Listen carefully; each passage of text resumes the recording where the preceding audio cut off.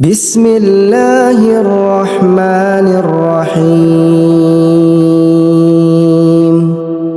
والتين والزيتون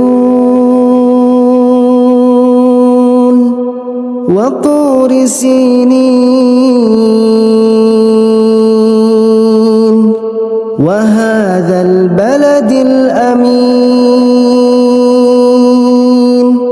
لقد خلقنا الإنسان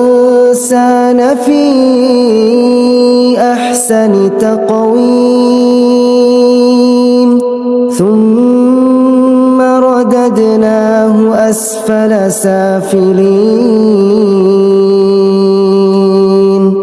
إلا الذين